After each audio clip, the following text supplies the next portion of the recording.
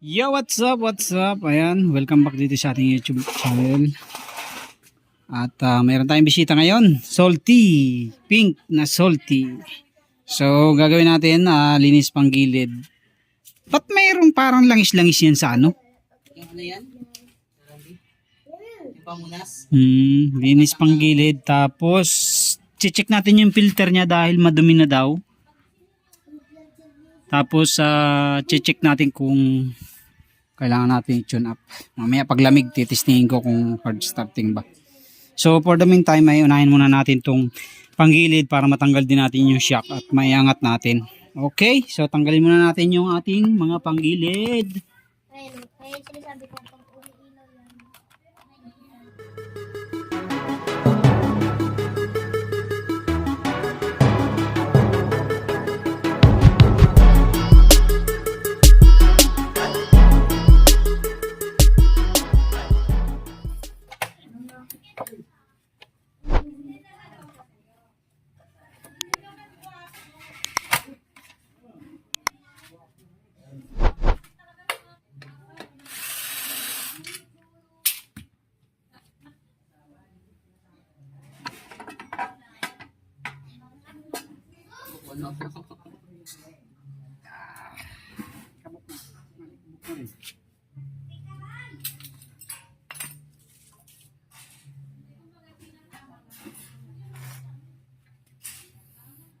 So, yan na mga katuwit.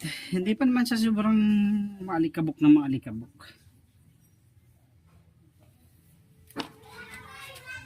Katamtaman pa lang.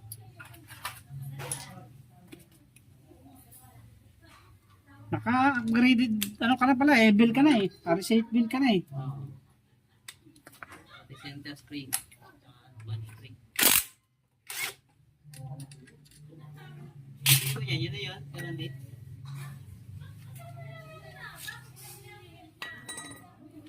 Yan na, pagbili mo. Swerte mo.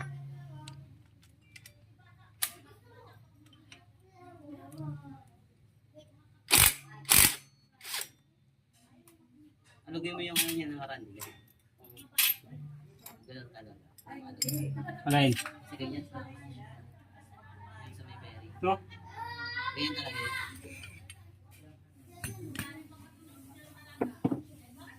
mahina pa nga ito eh. Sa akin eh, mas malakas pa dito dati. Ito lang oh, malapit-lapit na to. Ano yan? Palit oil seal.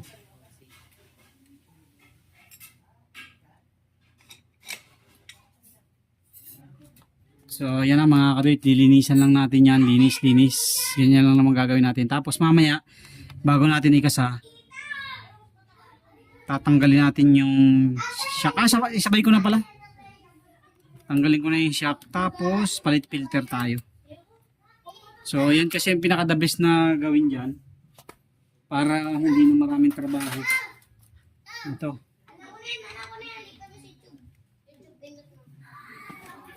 Okay, pinutin mo na yung YouTube. Oy, tsaka huwag kayo masyado maingay.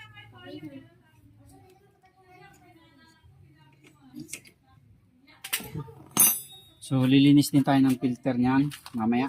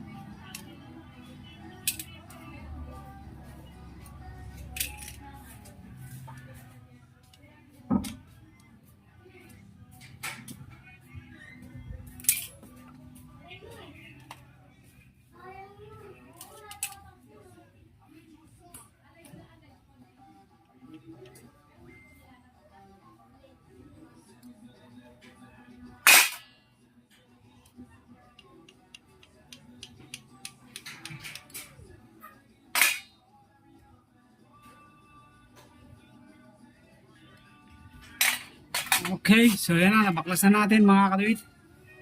So, cleaning muna tayo para malinis bago natin ibalik.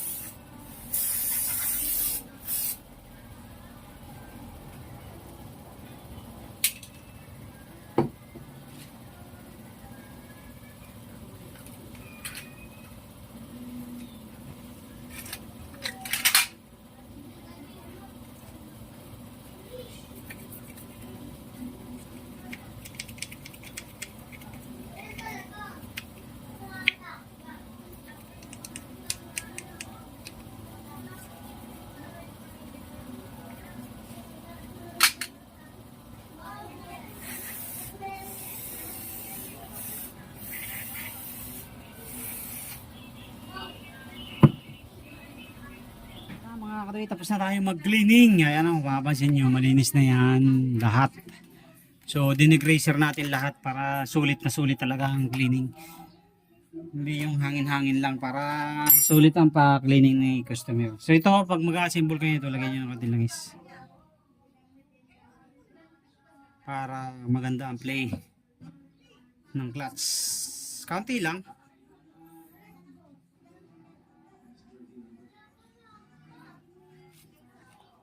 Tapos lagay nyo na ito, 3 damper, kasi pag nawala yung damper na yan, maingay. So hindi na orig yung damper niya, may bakal. Yung original ito walang bakal sa gitna, walang bushing sa gitna.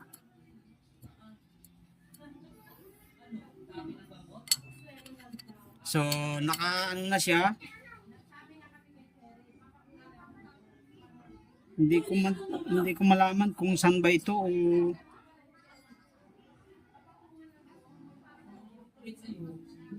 LHK, pero parang hindi ko maintindihan kung saan or ano yung isa, yung CY. Pero magandang klase na rin naman yung lining niya, kasi yung lining niya may mga tingga, ayan o. Pagka ganyan may mga tingga na kasama, magandang klaseng lining yan. Mumuray, may quality na, unlike nung mga ibang lining na parang kahoy. So yun yung bilis mag-dragging yan, mga ganon. Ayan.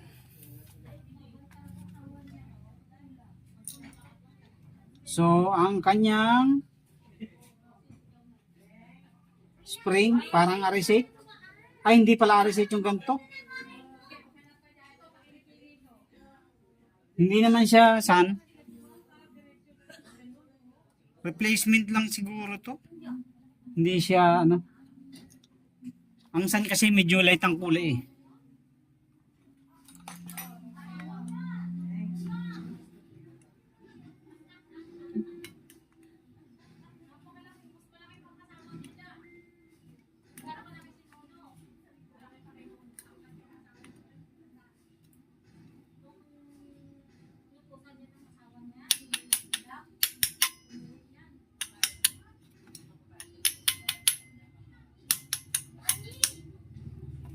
Okay.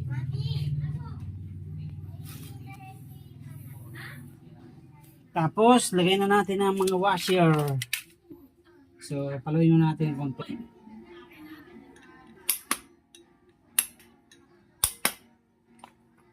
Washer, huwag muna. 3 yan. Tapos, lock.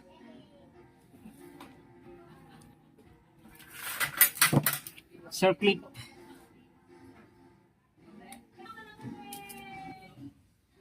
So mas maganda ang circlip mga kadoy dito nakapwesto sa loob para iwas talsik. Yan, ganyan.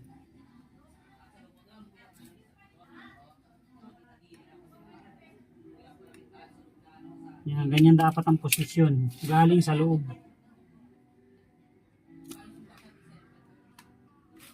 Okay, tapos dapat umiikot.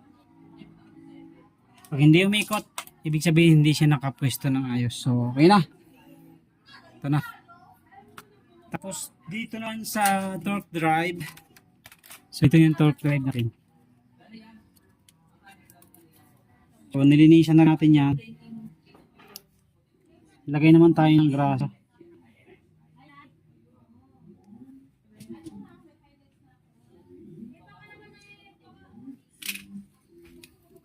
High temp na grasa dapat ang ilalagay. Hindi pwede ang ordinary kasi malulusa yun. Mauubos yun.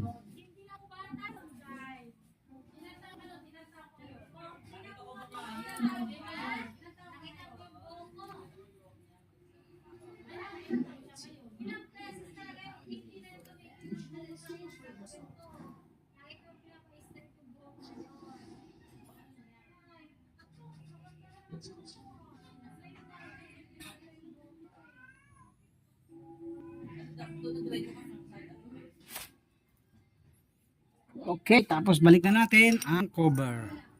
Slider cover. So, buuin na natin. Okay na yan. Buo na yan.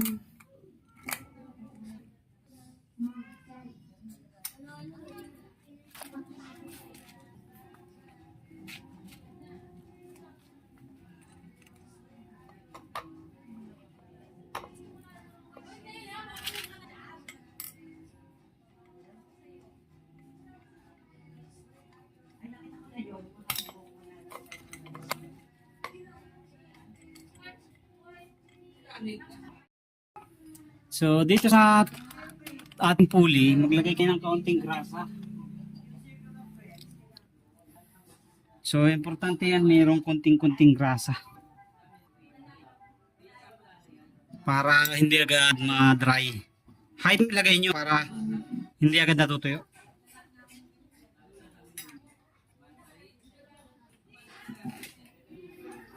Tapos ang suot nito dito magagaling yan para hindi pumunta dito yung grasa.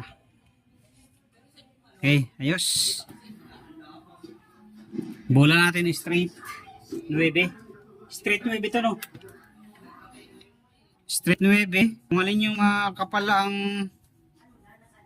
ang wall, yung pinaka-goma o yung binil dito sa gilid, yun ang ihap nyo papunta doon, paharap. Kasi ang ikot niya ganyan. Yan. So piliin nyo lang yung side na matambok. Kumbaga man, matambok. Makapal. Yan. Good. Sorry. So yung manipis ay sa labas. Ito sa akin na harap. Nakaharap. Kita naman yan. Mayroon yan pagkakaiba sa mga gilid.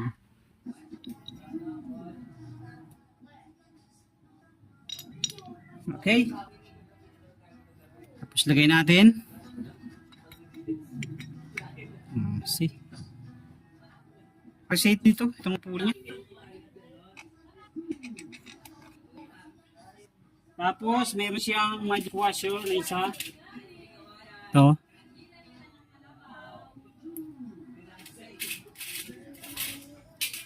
And then, pulley. Drive phase. Yan, lagay niyo lang yan. Tapos yung star washer. Star washer. So, yung plat na mambuk sa labas, yung plat sa loob. Yan, ikutin nyo to para sumiyot. Yun. Tapos, ilagay nyo tong cone washer. Tapos isang washer ulit. Tapos nut. So, tandaan nyo yung nut, yung orientation. Yan. May baliktaran din kasi ito eh. Tapos kamay nyo lang. And then, ilagay nyo ang belt bago higpitan para hindi umalog. Yan. Okay, so after natin mahigpitan, ilagay nyo ang torque drive. So, ganito ang diskarte ko sa paglalagay ng torque drive. So, itong belt natin, ito yung kanyang, ano, di ba? So, ganyan.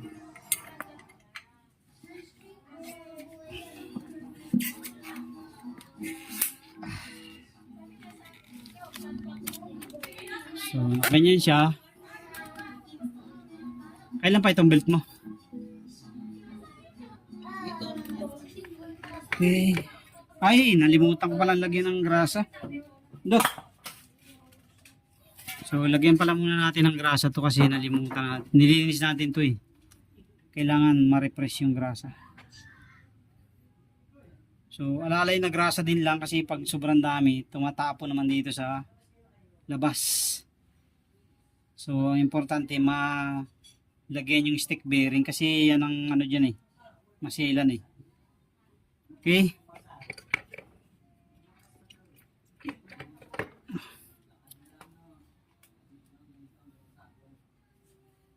Tapos ang kanyang bell, RS8, naka-regroove na rin, oh. Naka-groove. So, sulit na sulit.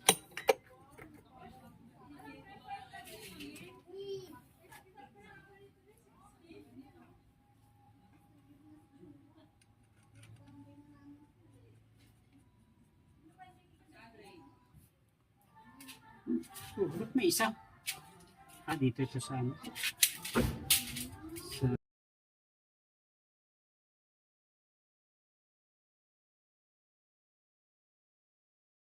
Okay, so yan na mga kadoy, tapos na tayo. So ilagay na muna natin yan para hindi siya ugoy-ugoy ba.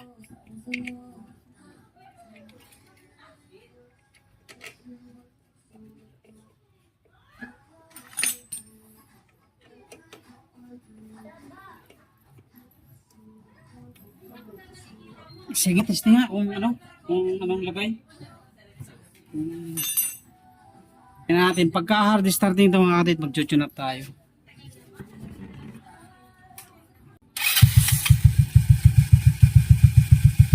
Baba lang yung minor niya pero okay naman. Oh. Malamig na yan ha. So ibig sabihin okay pa ang timing ng kanya. So maganda rin yung laro ng belt niya kasi mayroon tayong magic washer na nilagay. Yan. So meaning okay yan. Baba lang ng minor niya talaga. Time.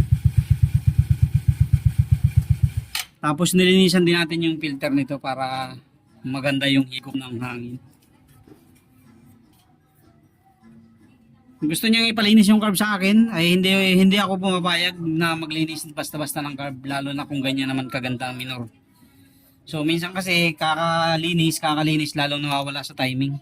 So hindi basta-basta agad, hindi lagi-lagi nililinis ang karburador, lalo na kung okay naman ang minor mo.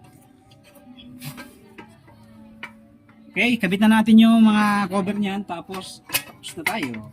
Ito yung lalagay nyo na yakit yan. Ano po namin ba? Hindi na kailangan yan. Nahirapan kasi kami. Tutungo mo lang yan. May technique lang sa pagtatanggal niyan. Kaya nang visit si Angel yan. Pagtanggal yan, ganito. Tuturuan ko kayo. Technique. Hugot yung ganyan. Ibaba nyo to. Pagbalik, ganun ulit. Ibaba nyo lang ganyan. Tapos pagka nakapasok na yung uso, ganun mo lang. Oo. Diba? Sa New Year's 40 talaga ito, tinatanggal din. Hindi siya matatanggal lang, hindi mo tatanggal. Ito visit si Angel. Ano magtanggal na yan? Oo, hindi na alam mo eh.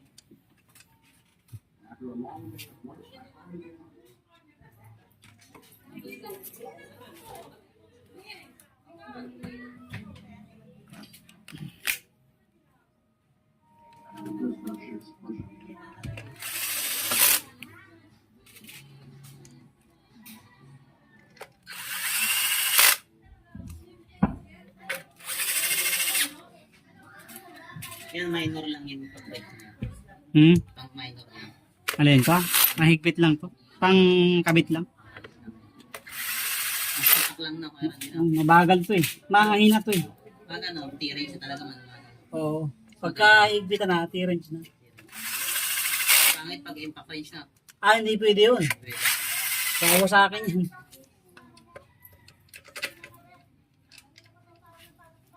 Dalawa yun sa ibabaw ko eh.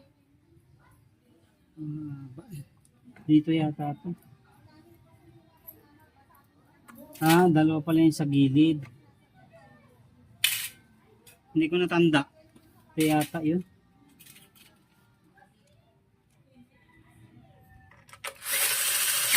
Mahina lang to. Pang pabilis ko lang ng trabaho to. Para hindi ba masyado matagal sa pagpinit-pinit. Meron isang mahaba dito, hindi ko natanda kung alin yung mahaba eh. Yung dyan sa gitna. Ito nga. Hindi, yung ibang size siya. Ito, katulad dito. Maiksi. Mahaba pala. Hindi ko alam kung dito yata to.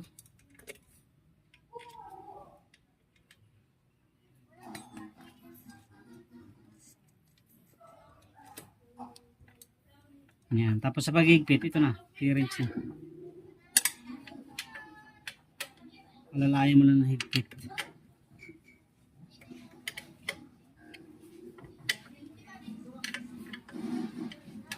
Kasi hindi naman kailangan niya sobrang higpit. Sa dami ng tornilyo na yan. Hindi ko lang nakarating. No. Hindi nakakalas yun sa dami na yan. Ang importante lang, mahigpitan mo lahat. Kasi minsan yan pagka hindi mo mahigpitan, malalaglag.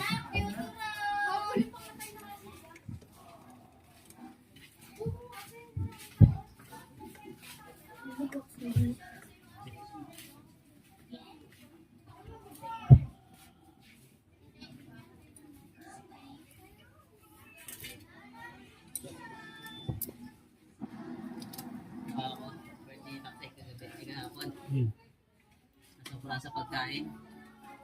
Sino? After may deligan. Outside, hihilo daw siya. Nagpa-BP.